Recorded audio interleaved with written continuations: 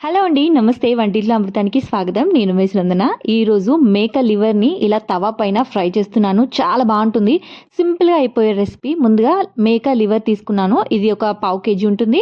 ఇది మంచిగా వాష్ చేసుకొని ఇప్పుడు ఇందులో 1 టేబుల్ స్పూన్ అల్లం వెల్లుల్లి పేస్ట్, 1 టేబుల్ స్పూన్ పసుపు, అలానే 1 టేబుల్ స్పూన్ దాకా కారం వేసుకున్నాను. కొద్దిగా స్పైసీగా ఉంటే బావుంటుంది. అలానే దీంతోని పాటు 1 టేబుల్ స్పూన్ దాకా ఉప్పు జాగ్రత్తగా చూసి వేసుకోండి. తొందరగా ఉప్పు ఎక్కువయ్యే ఛాన్సెస్ ఉంటాయి.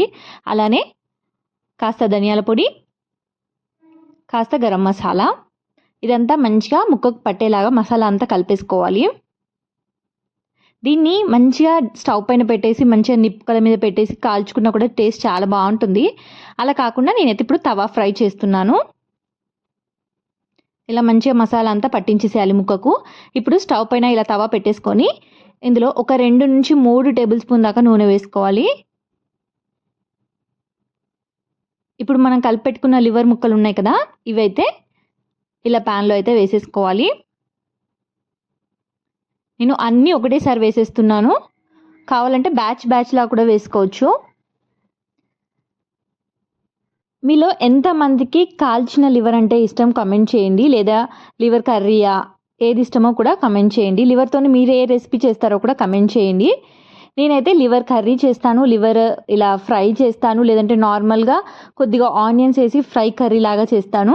అది కూడా చాలా బాగుంటుంది. లేదంటే డైరెక్ట్గా ఇలానే ఉప్పు కారం అన్నీ పెట్టేసి మంచిగా బొగ్గుల పైన కాల్చుకున్నా కూడా చాలా బాగుంటుంది ఈ కర్రీ. ఇది కొద్దిగా ముక్క కలర్ మారాలి. అప్పటి వరకు ఇలానే ఫ్రై చేస్తూ ఉండాలి. మనము కావాలంటే ఫస్ట్ మూత పెట్టుకోవచ్చు, కానీ కొద్దిగా వాటర్ అనేది ఊరుతాయి. అలా కాకుండా కొద్దిగా ఫ్రై అయిపోయినాక మనం మూత పెట్టి మంచిగా ఫ్రై చేసుకుంటే ఇంకా బాగుంటుంది టేస్ట్.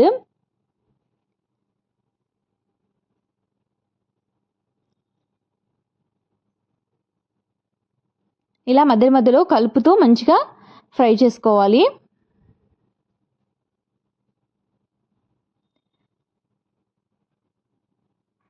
చూసారా, మంచి కలర్ చేంజ్ అయిపోయింది కదా. ఇప్పుడు ఇందులో కాస్త కరివేపాకు వేసుకోవాలి మంచి ఫ్లేవర్ కోసం. ఇది 1 నిమిషం అలా కలిపేసుకొని మూత పెట్టేసి మగ్గనివ్వాలి. మనకు లివర్ లోపటి వరకు ఉడకాలి కదా.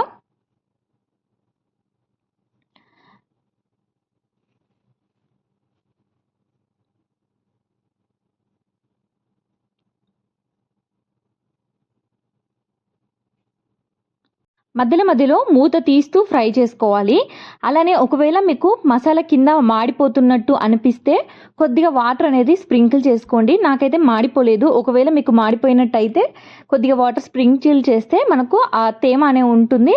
అలానే మనకు మాడిపోకుండా మంచిగా ఫ్రై అవుతుంది.